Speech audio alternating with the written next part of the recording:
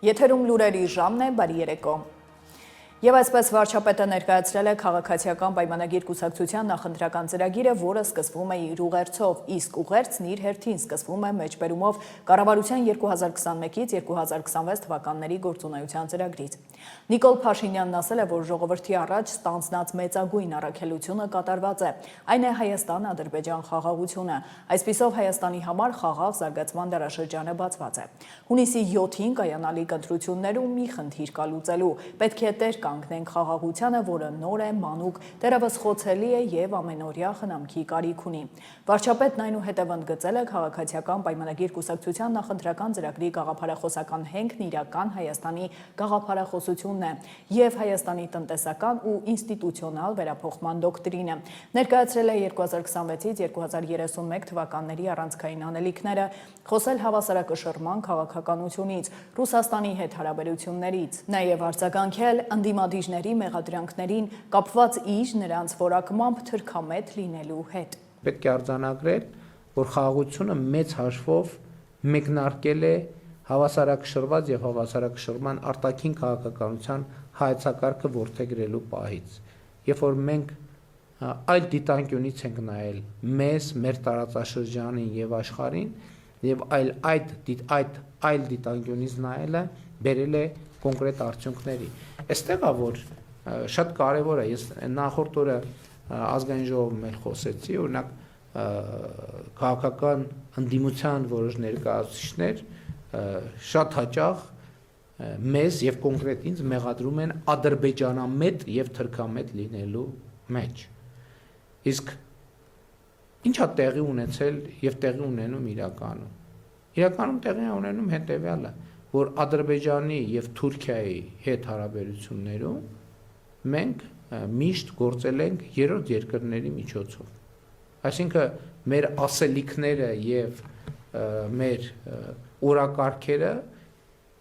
90 եւ ավելի տոկոսով քննարկել ենք երրորդ երկրների միջոցով։ Եվ ինչ ենք արձանագրել։ Մենք արձանագրել ենք մի շատ պարզ բան, որը ունի օբյեկտիվ եւ սուբյեկտիվ հիմքեր։ Երբ որ դու երրորդ անձի միջոցով ես շփվում որևէ մեկի հետ, դու չես կարող երբեք համոզված լինել, որ քո ուղերձները երրորդ անձը հասցեատիրոցը ճիշտ է փոխանցում եւ նրա ուղերձները փոխանցելիս նույնպես ճշգրիտ է գործում, որովհետեւ երրորդ անձը կարող է ունենալ իր պատկերացումները, իր շահերը, իր ընկալումները։ Եվ մենք երբեք չգիտենք, որոնք են երրորդ անձի եւ երրորդ անձանց շահագրգռությունները։ Եվ միջ այլոց սա է եղել նաեւ պատճառը, որ երկար տարիներ, տասնամյակներով մեր տարածաշրջանում խաղաղություն չի հաստատվել։ Եվ մենք փոխել ենք մեր դիրքորոշումը։ Մենք ասել ենք, եթե մենք Թուրքիայի եւ Ադրբեջանի հետ խոսելու բան ունենք, իսկ մենք ունենք ակնհայտորեն, ինչու չպիտի խոսենք, որովհետեւ սա է միակ երաշխիքը, որ մենք վստահ կլինենք, որ մեր ուղերձը ճիշտ է հասել տեղ եւ վստահ կլինենք, որ պատասխանը ճիշտ ենք, ճիշտ պատասխան ենք ստանում, այսինքն ճշգրիտ լավ վատ այդ երկրորդ հարցն է, բայց որ հաղորդակցության մեջ դեֆորմացիաներ չլինեն։ Ես ձեզ ուզում եմ հավաստիացնել, որ դեֆորմացիաները միշտ են լինում, երբ որ հաղորդակցությունը երրորդ անձանց միջոցով է, ընդ որում երբեմն կամա դիտավորյալ, երբեմն էլ ակամա, որովհետև կան նյուանսներ, նրբություններ, այդ թվում տարածաշրջանի վերաբերվող մենթալիտետային, ընկալումային, որ հեռավոր երկրները կարող են այդ նյուանսները չարձանագրել, իսկ այս իրավիճակներում, երբ որ տասնամյակների եւ երբեմն նույնիսկ դարավոր կոնֆլիկտներ կան, ամեն նրբությունը կարող է լինել էական, եւ մենք խաղաղության հասել ենք հենց այս հանգամանքը հասկանալով եւ գլխի ընկնելով, որ միշտ չի, որ երրորդ անձի միջոցով փոխանցված ուղերձը փոխանցվում է այնպես, ինչպես ուղերձի հեղինակը դա կուզենար, կամ նկատի ունի, կամ ձևակերպել է, ընդ որում երկու ուղղություններով։ Եվ ահա մեր այս գործելակերպի փոփոխությունն է, որ ոմանց հիմք է տալիս կամ իրենք դա օգտագործում են մեզ կամ ինձ մեղադրելու թրքամետության կամ ադրբեջանամետության մեջ։ Իսկ հարցը տևյալն է, որովհետև նրանք գործելակերպը մեր տասնամյակներով եղել է դա։ Թուրքիային բան ունենք ասելու, իսկ որտե զանգենք, որ մայրաքաղաք զարգենք, որ մեր ասելիքը հասնեն Թուրքիային կամ Ադրբեջանին։ Մենք նախընտրել ենք, նախընտրում ենք եւ նախընտրելու ենք ուղիղ հաղորդակցությունը, իհարկե չբացառելով նաեւ երրորդ երկրների օրակարգեր կան, որտեղ երրորդ երկրների ներգրավվածությունը անհրաժեշտ է, պարտադիր է, որովհետեւ դա արդեն ընդհանուր օրակարգ է, բայց երկկողմ հարաբերություններում մենք պետք է հաղորդակցությունը պահենք ակտիվ եւ այս ընկալման շնորհիվ է նաեւ, որ մենք այսօր ունենք խաղաղություն։ Միևնույն ժամանակ Ռուսաստանի Դաշնության հետ հարաբերությունները գտնվում են կառուցողական տրանսֆորմացիայի փուլում։ Հայաստանը զարգացնելու է փոխշահավետ կառուցողական հարաբերություններ Ռուսաստանի Դաշնության հետ։ Ես էլի ասում եմ, Ռուսաստանի Դաշնության հետ մեր հարաբերությունները դժվար է գերագնահատել այդ հարաբերությունների նշանակությունը։ Եվ ուզում եմ նաև պարզաբանել, ինչ նկատի ունեմ կառուցողական տրանսֆորմացիա ասելով։ Ըստ էության Ռուսաստանի հետ մեր հարաբերությունները ամբողջությամբ կառուցվել են Ղարաբաղյան շարժման պայմաններում։ Հիմա երբ Ղարաբաղյան շարժումը չենք շարունակում, հիմա երբ խաղաղություն է հաստատված, երբ կոնֆլիկտը կարգավորված է, բնականաբար հարաբերությունները պետք է հարմարեցվեն, զարգանան այդ նոր տրամաբանությամբ։ Ուրիշ պարզ բան ասեմ, նախկինում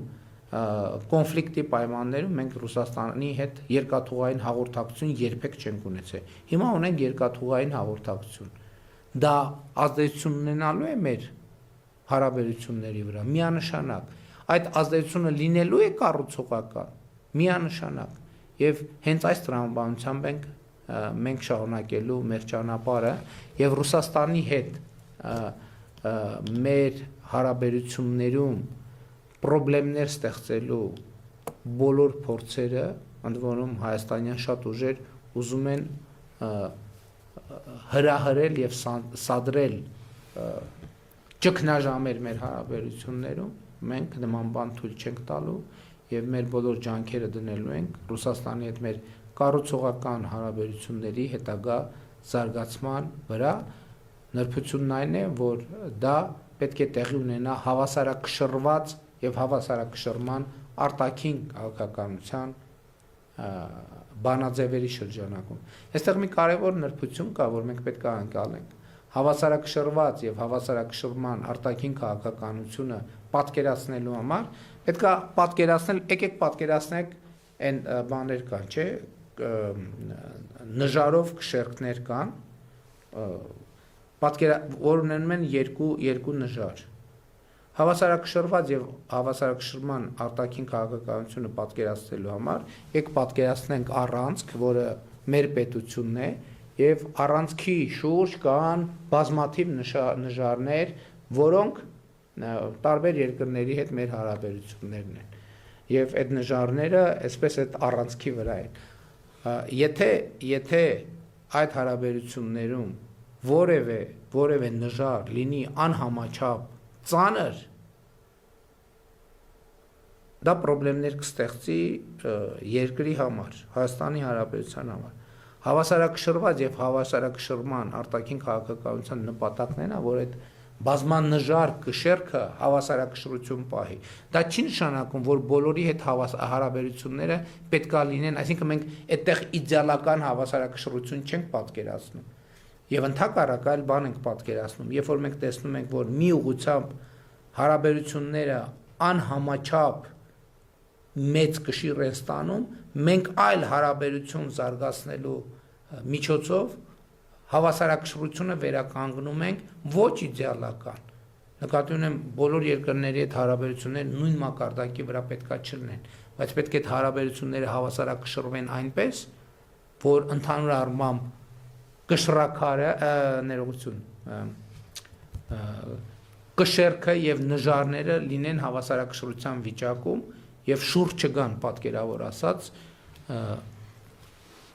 երկրի գլխին, եթե այսպես շատ խոսակցական ասենք։ Սա է հավասարակշռված եւ հավասարակշռման արտաքին քաղաքականությունը։ Կարճ ասած, եթե շատ ուղիղ ասեմ, մենք չպետք է ունենանք այնպիսի հարաբերություններ, որի նժարում դրված է մեր հարաբերությունների ենթադրենք 60-70%-ը։ Էլ չեմ ասում 80-90%-ը։ Մենք պետք է այդ հարաբերությունները բաշխենք, միտեղ պետք է լինի 5%, միտեղ 7%, միտեղ 2%, միտեղ 1%, միտեղ 8% եւ այլն, եւ այդ նժարները որոշակի հավասարակշռության վիճակում պետք է լինեն։ Այսօր ականատեսն ենք լինում խաղաղության պտուղներին, Ադրբեջանի նախագահն է հայտարարել Ասիայի և Խաղաղօվկիանոսյան տարածաշրջանի տնտեսական և սոցիալական հանձնաժողովի 82-րդ նստաշրջանի ելույթում։ Խոսելով Հայաստանի հետ հարաբերությունների մասին, Ալիևն ասել է, որ Ադրբեջանի և Հայաստանի առևտրային հարաբերությունները սկսվել են, և Ադրբեջանն այժմ տարանցման հնարավորություն է ապահովում Հայաստանի համար։ Աճող աշխարհաքաղաքական լարվածությունը և հակամարտությունների սրումը բացահայտում են միջազգային խաղաղության և անվտանգության խոցելիությունը, այդ թվում տասնամյակների ընթացքում կուտակված զարգացման նվաճումների փխրունությունը։ Այս առումով Ադրբեջանը վերահաստատում է իր անսասան հավատարմությունը պետությունների ինքնիշխանության և տարածքային ամբողջականության սկզբունքներին, ասել է նա։ Քաղաքացիական հասարակության ներկայացուցիչների փոխադարձ այցելությունները վստահություն են ներշնչում, հավելել է Ալիևը։ Հայաստանը քաղաքականապես և տեխնիկապես պատրաստ է բացել Թուրքիայի հետ սահմանը, որոշումը հիմա պետք է կայացնի Անկարան։ Թուրքական լրատվամիջոցներին ասել է փոխարտգործնախարար Վահան Կոստանյանը։ Բացման համար ստեղծվել են անհրաժեշտ բոլոր ենթակառուցվածքները, հավելել է նա։ Փոխնախարարը վստահեցրել է, որ երկրների հարաբերությունների կարգավորման գործընթացը զգալի առաջընթաց է գրանցել և ընդլայնվել է արտաքին գործերի նախարարությունների մակարդակով շփումների ձայն կողմ։ Երկխոսությունը զարգանում է նաև ղեկավարների մակարդակով և տարբեր նախարարությունների միջև, ինչը վկայում է գործակցության ավելի լայն ձևաչափի անցման մասին։ Հիշեցնեմ, Վահան Կոստանյանն օրեր առաջ մասնակցել է Անտալիայի դիվանագիտական ֆորումին։ Հայաստան-ՆԱՏՕ հարաբերությունների զարգացման հեռանկարներն են քննարկել Անվտանգության խորհրդի քարտուղարն ու Կովկասում և Կենտրոնական Ասիայում ՆԱՏՕ-ի գլխավոր քարտուղարի հատուկ ներկայացուցիչը։ Արմեն Գրիգորյանն ընդունել է Քևին Հեմիլթոնին, շնորհավորել հատուկ ներկայացուցչին պատասխանատու պաշտոնը ստանձնելու կապակցությամբ, մաղթելով արդյունավետ գործունեություն և նորանոր հաջողություններ։ Զրուցակիցները քննարկել են Հայաստան-ՆԱՏՕ հարաբերությունների ընթացիկ օրակարգն ու զարգացման հեռանկարները։ Արմեն Գրիգորյանն ընդգծել է Հայաստան-ՆԱՏՕ երկկողմ հարաբերությունների ամրապնդման դրական դինամիկան։ Իր հերթին Քևին Հեմիլթոնը կարևորել է ՆԱՏՕ-ի խաղաղապահ առաքելություններում Հայաստանի ներգրավվածության արդյունքում ձևավորված գործակցությունը։ Կողմերը նաև մտքեր են փոխանակել տարածաշրջանային և միջազգային անվտանգության առնչվող հարցերի շուրջ։ ՆԱՏՕ-ի գլխավոր քարտուղարի հատուկ ներկայացուցիչ Քևին Հեմիլթոնին ընդունել է նաև Սուրեն Պապիկյանը։ Պաշտպանության նախարարը շնորհավորել է Հեմիլթոնին պաշտոնը ստանձնելու կապակցությամբ և մաղթել հաջողություններ։ Հանդիպման ընթացքում քննարկվել են Հայաստան-ՆԱՏՕ գործակցության ներկայի ընթացքը և զարգացման հեռանկարները։ Կողմերն անդրադարձել են նաև տարածաշրջանային և միջազգային անվտանգության հարցերի։ Եվրամիության դեսպան Վասիլիս Մարագոսը հյուրընկալվել է Կենտրոնական ընտրական հանձնաժողովում։ Եվրամիության պատվիրակության ղեկավար դեսպան Վասիլիս Մարագոսն ու Եվրամիության պատվիրակության ղեկավարի տեղակալ Թերեզա Վորլովային ընդունել է ընտրական հանձնաժողովի նախագահ Վահագն Հովակիմյանը։ Դեսպան Մարագոսը հետաքրքրվել է ընտրությունների նախապատրաստական ընթացքից, նաև ընտրական հանձնաժողովի և Միավորված ազգերի զարգացման ծրագրի համատեղ իրականացվող աշխատանքների ընթացքից։ Շարունակենք, պարտադիր ժամկետային ծառայության համար ոչ պիտանի ճանաչված անձը հետազոտություն է անցել զինծառայությունից ազատվելու նպատակ հետապնդող անձի փոխարեն։ Վարույթի նախաքննությունն ավարտվել է, հայտում է քննչական կոմիտեն։ Պարզվել է, որ ԺՍ-ն տեղյակ լինելով, որ ԳԴ-ին 2022 թվականի ձմեռային զորակոչին առողջական վիճակով պայմանավորված ոչ պիտանի է ճանաչվել, իսկ ՆՀ-ն որդուն ՌԽ-ին զինվորական ծառայությունից վերջնականապես ազատելու ապօրինի նպատակ է հետապնդում։ Նախնական համաձայնության է եկել ՌԽ-ի փոխարեն ԳԴ-ի կողմից համապատասխան հետազոտություն անցնելու, փաստաթուղթ կեղծելու եւ այլն։ Արդյունքում բժիշկը կազմել է կեղծ փաստաթուղթ, չգիտակցելով, որ ՌԽ-ի փոխարեն հետազոտության է ենթարկվել ԳԴ-ն։ ՌԽ-ն փաստաթուղթը ներկայացրել է զինկոմիսարիատ, ճանաչվել է սահմանափակումով պիտանի զինվորական ծառայության համար։ Քանի որ Հայաստանի Հանրապետության կառավարության 2024 թվականի ապրիլի 18-ի որոշման ընդունումից հետո նշված հիվանդության առկայությունն այլևս օրակոչիկին չի ազատում ծառայությունից։ Բոլորի նկատմամբ հարուցվել է հանրային քրեական հետապնդում, քրեական վարույթը մեղադրական եզրակացությամբ ուղարկվել է հսկող դատախազին այն հաստատելու եւ քննության առնելու համար դատարան ուղարկելու միջնորդությամբ։ Սերժ Սարգսյանի եւ Փակ բաժնետիրական ընկերության միջև կնքված հողամասի առուվաճառքի գործարքը ճանաչվել է անվավեր։ Կբռնագանձվի 78,86 միլիոն դրամ։ Գլխավոր դատախազությունը տեղեկացրել էր, որ հակակոռուպցիոն դատարանը 2026-ի փետրվարի 27-ին բավարարել է Գլխավոր դատախազության պետական շահերի պաշտպանության վարչության հերթական հայցը։ Վճռով անվավեր է ճանաչվել 2026-ի մարտի 3-ին Հանրապետության անունից պաշտպանության նախարար Սերժ Սարգսյանի եւ Փակ բաժնետիրական ընկերության միջև կնքված Երևան քաղաքի Մալաթիա-Սեբաստիա համայնքի Ծովակալ Իսակովի պողոտայում գտնվող 0,17 հեկտար մակերեսով հողամասի առուվաճառքի պայմանագիրը։ Վճիռը մտել է օրինական ուժի մեջ, տրամադրվել է կատարողական թերթ։ Արմավիր քրեակատարողական հիմնարկում անօդաչու սարքով արգելված իրերի նետումը կանխվել է։ Ապրիլի 18-ին գիշերը հիմնարկի դիտաշտարակներից մեկում ծառայություն իրականացնող պահպանության ապահովման բաժնի ծառայողը նկատել է դրոն, որն ինչ-որ իր է նետել տեղամասերի միջև գտնվող արգելագոտում։ Այս մասին տեղեկացնում են քրեակատարողական ծառայությունից։ Տարածքի զննության արդյունքում հայտնաբերվել է կպչուն ժապավենով փաթեթավորված պոլիէթիլենային տոպրակ, որում եղել է 2 բջջային հեռախոս։ Դեպքի առթիվ ձեռնարկվել են համապատասխան միջոցառումներ։ Անհրաժեշտ է ձևավորել հասարակություն, որի արժեքային հիմքում մարդու իրավունքների հարգանքն ու արժանապատվությունն են։ Համակարգի ուժը վստահության մեջ խորագրով ներքին գործերի նախարարության տարեկան համաժողովում ամփոփվել են նախարարության գործունեության արդյունքներն ու բարեփոխումները, նաև նախանշվել համակարգի զարգացման հետագա ուղղությունները, որոնց հիմքում քաղաքացի պետություն հարաբերություններում վստահության ամրապնդումն է։ Մասնակցել են օրենսդիր եւ գործադիր մարմինների, միջազգային գործընկեր կազմակերպությունների եւ քաղաքասարակության ներկայացուցիչներ։ Կարևորվել է կրթություն, գիտություն, պրակտիկա, կապի ամրապնդումը եւ ընդգծվել, որ այն հնարավորություն է տալիս ձևավորել ժամանակակից մարտահրավերներին դիմակայելու ունակ բարձրակարգ մասնագետներ։ Ընդգծվել է, որ ոստիկանության հանդեպ վստահությունը չի կարող ձևավորվել միակողմանի, անհրաժեշտ է կերտել այնպիսի հասարակություն, որի արժեքային հիմքում ընկած են մարդու իրավունքների հանդեպ անվերապահ հարգանքն ու արժանապատվությունը։ Ամփոփելով պանելային քննարկումը, բանախոսները շեշտել են, որ անվտանգությունը սկսվում է կրթությունից եւ միայն մասնագիտական գիտելիքներով եւ հմտություններով օժտված քաղաքացին կարող է ապահովել պետության կայուն զարգացումն ու հանրային անվտանգությունը։ Միայն որակյալ կրթությունն է, որը որ կարող է ստեղծի այդ արժեքային հիմքը եւ այդ արժեքային հիմքը պետքա դառնա իրավունքի եւ մարդու իրավունքների գաղափարների վրա կառուցվող կրթական համակարգ, որը պիտի այդ հասարակությունը կառուցի։ Պետք է նաեւ հասկանալ, թե որքանով այն ուսումնառության վերջնարդյունքները, որոնք որ նախատեսված էին, իսկապես ձեռք են բերվել եւ արդյոք դրանք ճիշտ էին սահմանված նաեւ դրա համար պետք է հասկանալ թե ինչպիսի ազդակներ մենք պետք է ստանանք շրջապատից որոնց հիման վրա կարող ենք դատողություններ անել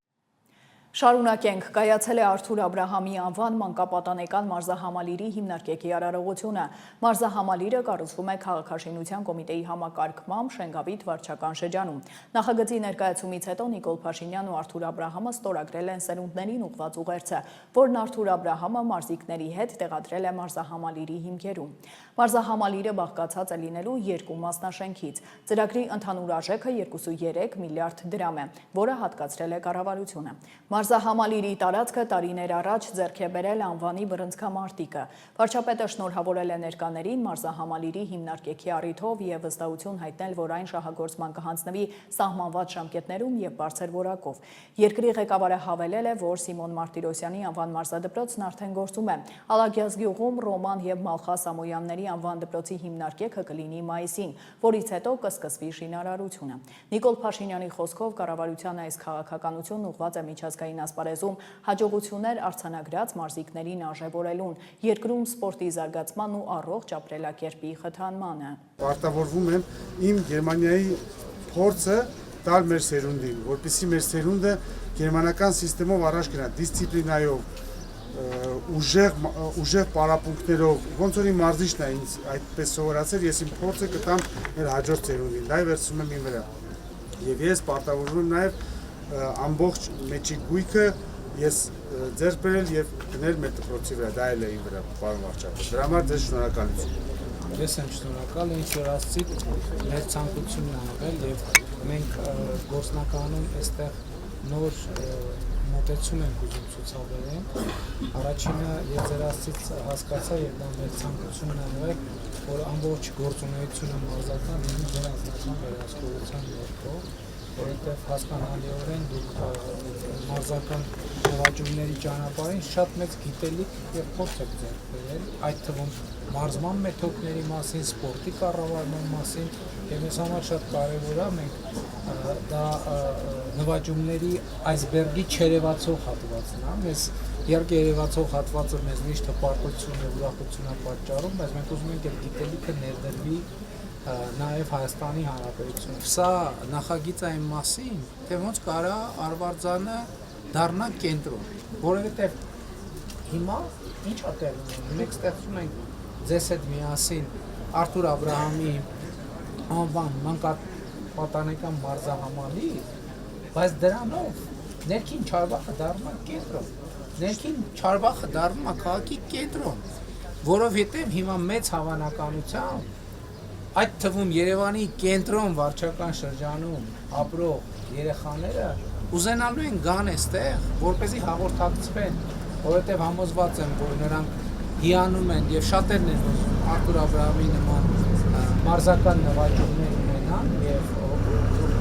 ինչպես ընդունված է ասած ռոլ մոդել է շատերի համար եւ կենտրոնից ոչ միայն կենտրոնից, մյուս տեղերից եւ հիմա այս նախագծով ներքին Չարբախը դառնում է կենտրոն։ Սա շատ կարեւոր բան է, մոտեցում է եւ իհարկե սա մեծ հաճույք է։ Շատ հաճելիորեն զարմացած եմ անկեղծ ասած, որ արդեն աշխատանքը այսքան առաջ է գնացել եւ նաեւ այս ներգրավվածությունը եւ նաեւ այն որ ներքին Չարբախի բնակիչները համոզված եմ առնվազն մեր չափ շահագրգռված են, որ սա տեղի ունենա, որովհետև իսկականից իմիջայլոց ասեմ ձեզ, սենց նրբություններ կա ընդունված չի խոսալ։ Այս նախագիծը մերձակա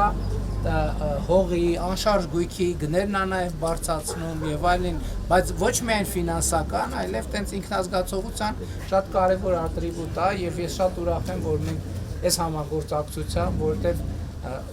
կառավարությունը գիտեք կարող էր այստեղ մարզադպրոց կառուցել, բայց ուրիշ բան է ուղղակի Երևանի ենթադրենք թիվ չգիտեմ ես ինչ մարզադպրոց կառուցել, ուրիշ բան է Արթուր Աբրահամի անվան մարզադպրոց կառուցել, որովհետև մենք ոչ միայն Երևանի, այլև միջազգային ուշադրության որոշակի կենտրոն ենք ստեղծում եւ սա իհարկե շատ մեծ հաճույք է մեզ համար եւ համոզված եմ երեխեքներ անհամբեր սպասում են եւ հույս ունեմ, որ մեր շինարար գործընկերները այս կարևորությունը գնահատելով ես շատ ուրախ եմ լսել, որ նրանք պատրաստակամություն եւ տրամադրված են ժամկետից շուտ ավարտել եւ դա իհարկե հոյակապ է։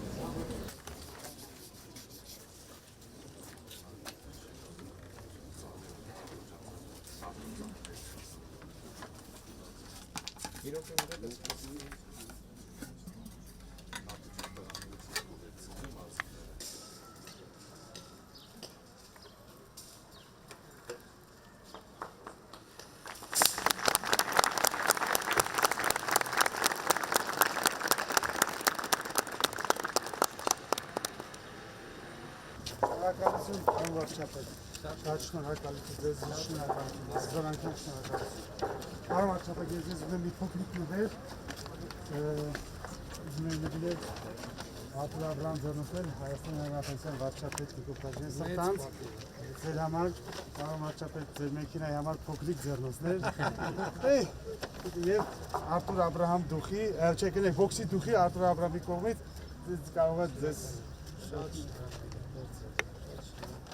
Շաբաթ պայթյուն է եղել Նուբարաշենի աղբավայրում, որի հետևանքով մարմնական վնասվածքներ են ստացել աղբավայրի տնօրենն ու մեկ աշխատակից։ Այսօր քաղաքապետարանի գործակարգավարական խորհրդակցության ժամանակ քաղաքապետը հետաքրքրվել է հոսպիտալացված քաղաքացիների առողջական վիճակից, նաև հարցրել, թե ինչ հանգամանքներում է եղել պայթյունը։ Կոմունալ տնտեսության վարչության պետն էլ հայտնել է, որ Սանհանգույցի կոյուղագծի միջոցով բիոգազի, շմոլգազի կուտակում է տեղի ունեցել, որը պայթյունի պատճառ է դարձել։ Տիգրան Ավինյանը շեշտել է, որ կա մոնիթորինգի անհրաժեշտություն։ Քննչական կոմիտեից էլ հայտնում են, որ պայթյունի դեպքի առթիվ նախաձեռնվել է քրեական վարույթ, նշանակվել են մի շարք փորձաքննություններ։ Շաբաթ օրը ժամը 18:00-ի սահմաններում է տեղ ունեցել դեպքը։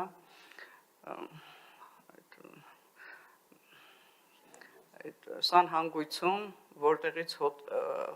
արտառոց հոտ է տարածվել, տնօրենը փորձել է ճշտել, ինչով է պայմանավորված, ներս է մտել, լույսը վառել է եւ պայթյունը տեղի է ունեցել։ Ըստ բժիշկների տեղեկությունների գտնվում է կայուն ծանր վիճակում, հուսանք, որ ամեն ինչ բարեհաջող ավարտ կունենա, շնորհակալություն։ Պարոն Կարապետյան, նախ առողջական վիճակից հասկանանք։ Պարոն քաղաքապետ, երկուսի վիճակն է գնահատվում է կայուն ծանր, առավոտյան, բայց մի փոքր դերական դինամիկա կա, 15% ախտահարում ամաշկի եւ ձեռքերի եւ դեմքի շրջանում, կարևորը շնչառական օրգանները ախտահարված չեն, մաքուր են այս պահին, կայուն ծանր է գնահատվում, բայց դերական դինամիկայով։ Պարոն Կարոյան, պատճառների մասին նաև խոսել, որ հասկանամ ինչպես է այդպես ստացվել։ Պարոն քաղաքապետ, Սանհանգույցի հատվածում կոյուղագծի միջոցով բիոգազի, շմոլգազի կուտակում է տեղի ունեցել, որը որ հանդիսացել է այդ պայթյունի առաջացման հետևանքը առաջացել։ Սա նշանակում է, որ մենք ամբողջական մոնիտորինգ պետք է անցկացնենք աղբավայրում բոլոր հատվածներում, որտեղ որ նմանատիպ վտանգ կա, որովհետև իհարկե տենց շատ վատ դեպք է տեղի ունեցել, բարեբախտաբար առանց զոհերի, սա կարող է լինել նաև զոհերով, այսինքն բավականին վտանգավոր միջավայր է եւ պետք է մաքսիմալ համապատասխան սարքավորումներով հագեցած լինի բոլոր հատվածները, որտեղ գտնվում են մարդիկ, անվտանգության ամենաբարձր կանոնները պետք է պահպանվեն։ Իրականում աղբավայրում շատ մեծ ծավալի աշխատանք է արվել, դա տեսանելի է, դա շատ կոնկրետ է, բայց նմանատիպ դեպքերը վկայում են այն մասին, որ անվտանգության կանոնների հետ կապված դեռևս անելիք ունենք ու այդ անելիքները շատ են։ Հետևաբար խնդրում եմ սա ֆիքսենք որպես հանձնարարական բոլոր համապատասխան հետազոտություններից հետո կլսենք ձեր առաջարկները։ Վերջին երկու շաբաթվա ընթացքում հավելյալ 235 միլիոն է հավաքագրվել ի համեմատություն դրան նախորդող երկու շաբաթների։ Քաղաքապետ Տիգրան Ավինյանն է հայտարարել։ Ավինյանն ասել է, որ փաստացի նախկինում չվճարող անձանց հաշվին, նրանց վճարելու հաշվին մոտավորապես 8 նոր ավտոբուսի գումար է հավաքվել երկու շաբաթվա ընթացքում։ Բոլոր այն մարդիկ, ովքեր որ բողոքում են, որ տրանսպորտի քանակը քիչ է, պետք է ֆիքսեն, որ նաև եթե իրենք չէին վճարում նախկինում, իրենք նաև կարելի ասել սպասարկում էին այդ օրակարգը, որ տրանսպորտը շուտ չավելանա քաղաքում։ Իսկ մենք այս պահին ունենք գալի 45 տրոլեյբուսներ,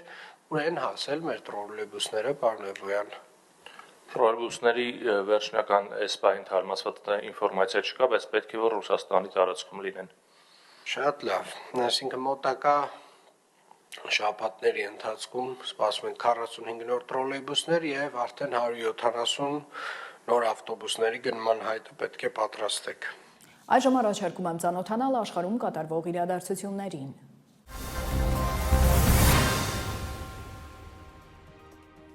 Բուլղարիայի արտահերթ խորհրդարանական ընտրություններում հաղթել է նախկին նախագահ Ռումեն Ռադիևի գլխավորած Առաջադեմ Բուլղարիա կոալիցիան։ Ձայների 96.41%-ի հաշվարկով Առաջադեմ Բուլղարիան ստացել է ձայների 44.69%-ը։ Ձայների նման տոկոսով Ռադիևի գլխավորած ուժը չի կարողանա խորհրդարանում ունենալ բացարձակ մեծամասնություն։ Պաշտոնական տվյալների համաձայն նախկին վարչապետ Բոյկո Բորիսովի կենտրոնամետ ժողովրդավարական կոալիցիան երկրորդ երրորդ տեղում է 13.4%-ով։ Ընտրական օրենսգրքի համաձայն կենտրոնական ընտրական հանձնաժողովը պետք է հրապարակի ստացված ձայները եւ կուսակցությունների ու կոալիցիաների միջև տեղերի բաշխումը ընտրությունների օրվանից ոչ ուշ, քան 4 օր հետո, իսկ ընտրված падգամավորների անունները ընտրությունների օրվանից ոչ ուշ, քան 7 օր հետո։ Սրանք Բուլղարիայում 2021 թվականից ի վեր անցկացված 8-րդ խորհրդարանական ընտրություններն էին։ Արևմտյան ԶԼՄ-ները գրում են, որ Ռումեն Ռադիևը հայտնի է ռուսամետ դիրքորոշմամբ եւ նրա ղեկավարման ժամանակ երկիրը կսերտացնի հարաբերությունները Մոսկվայի հետ։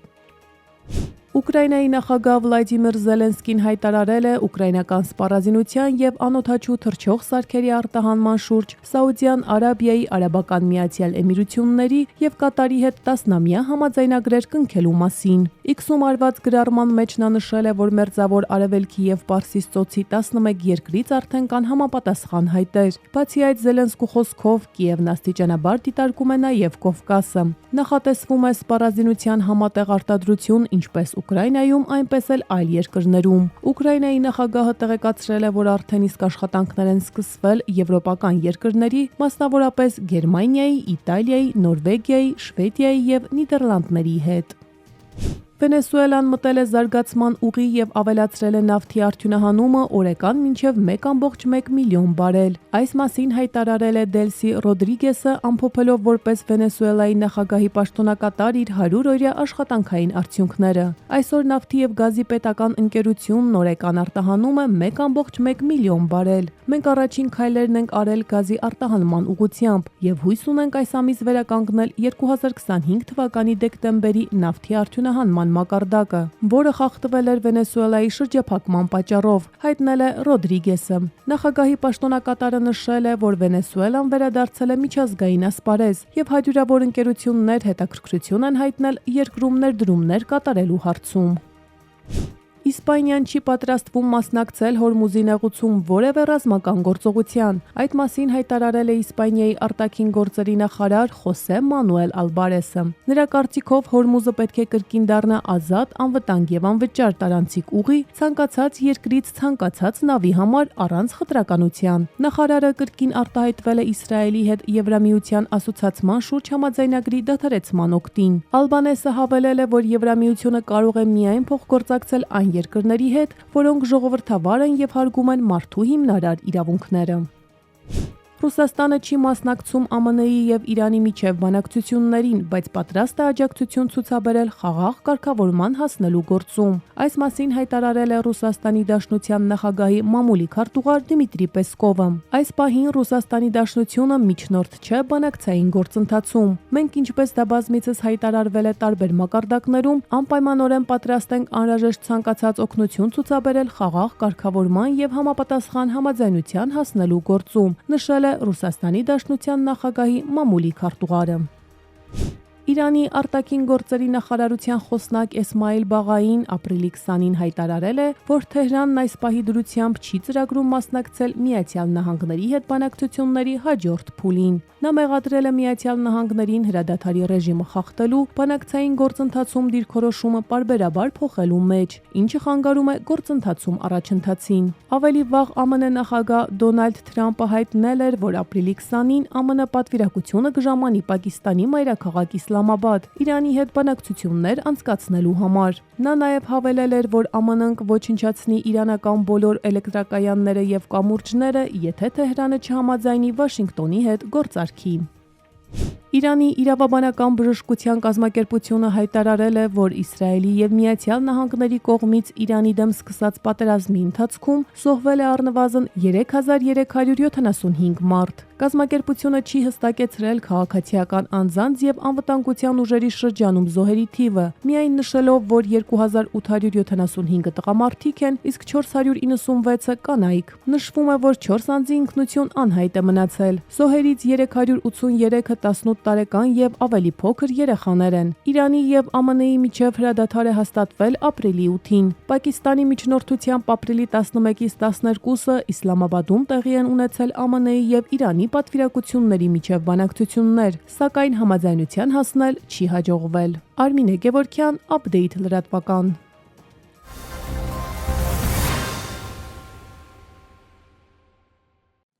Նախորդային ողբերգական ավտովթար է տեղի ունեցել կանտուժացներ եւ զոհ։ Արարատի մարզային օպերատիվ կառավարման կենտրոնը հազանգեստացվել, որ զոդի կամրջի մոտակայքում տեղի ունեցել պատահար, անհրաժեշտ է փրկարարների օգնությունը։ Դեպքի վայր է մեկնել մեկ մարտական հաշվարկ։ Պարզվել է, որ Երևան-Մեղրի ճանապարհի 49-րդ կիլոմետրին բախվել են Opel-ն ու Jeep մակնիշի մեքենաները, ինչի հետևանքով Jeep-ը շրջվել է։ Opel-ի վարորդը տեղում մահացել է։ Փրկարարները հոսանքազրկել են մեքենաները, փակել գազաբալոնների փականները, Opel մակնիշի մեքենայից դուրս բերել վարորդի մարմինն ու մոտեցրել մեքենային։ Opel-ի երկու ուղևոր հոսպիտալացվել է։ Կադրերը Գագիկ Շամշյանից։ Իսկ կեսգիշերն անց Արարատի մարզային օպերատիվ կառավարման կենտրոնը հազանգեստացվել, որ Մասիս քաղաքի ռեստորաններից մեկի մոտակայքում այրվում է մեքենա։ Դեպքի վայր է մեկնել մեկ մարտական հաշվարկ։ Հրդեհը մեկուսացվել է ժամը 1:14-ին, մարվել ժամը 1:19-ին։ Այրվել են BMW մակնիշի մեքենայի դիմային հատվածն ու սրահը մասամբ։ Եվ հանրապետության տարածքում շրջանների զգալի մասում վաղը սպասվում է անձրև, հնարավոր է նաև ամպրոպ։ Լեռնային շրջաններում գիշերը եւ առավոտյան ժամերին տեղումները կլինեն թացցյան տեսքով։ Երևանում նույնպես ժամանակաժամանակ սպասվում է անձրև եւ ամպրոպ։ Օդի ջերմաստիճանն այսօր նվազել է 4-ից 6, իսկ ապրիլի 22-ից կբարձրանա 2-ից 4 նիշով։ Այսքանը դուք դիտում եք Update լրատվականը, հիշեցնեմ վարքյանները անց վերլուծությունն է, բաց չթողնեք, իսկ ես ձեզ հրաժեշտ եմ տալիս, հաջողություն։